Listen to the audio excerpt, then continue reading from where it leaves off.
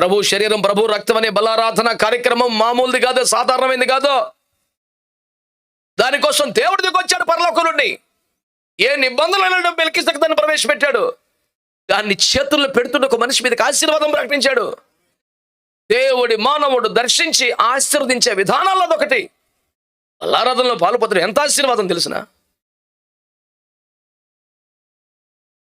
ఈ విలువ తెలియనోడే సింపుల్గా నెక్స్ట్ మంత్ పాలు పొందుతానులే. నీకు తెలివి ఉంటే అంత తెంగరగా మాట్లాడు. కడుపు నిండిపోయిన మాటలు తిండి దగ్గర చూపించి ఇక్కడ కాదు. అందరం 4 ఇడ్లు తింటే నువ్వు సోగ్గా 2 ఇడ్లు తిను సూపర్, నేను ఎవరు తిట్టడం మెచ్చుకుంటారు. బాబు 2 ఇడ్లు తిని అలా బతికేస్తాను, నువ్వు మా కోసం ప్రార్థన చేయరు బాబు అని చెప్పి బుర్ర వస్తారు నీ దగ్గర. కానీ ప్రతి నెల ఎందుకు 2 నెలలు మానేస్తాను.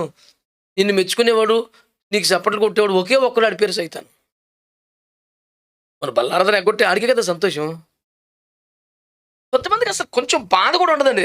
నెక్స్ట్ మంత్ పాలు పొందుతానులే, రావటం కుదరదు. ఆడికి వచ్చినా సరే దర్జా కూర్చుని పోతాడు. ఎలా ఏంటి, నేను సరిగ్గా సిద్ధపడలేదు నెక్స్ట్ మంత్.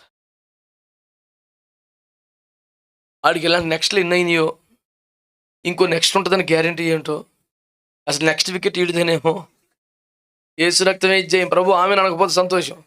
ఏమిటా బరి తెగించిన దేమాలు వద్దని చెప్తున్నాను నేను ఎవరికైనా సరే.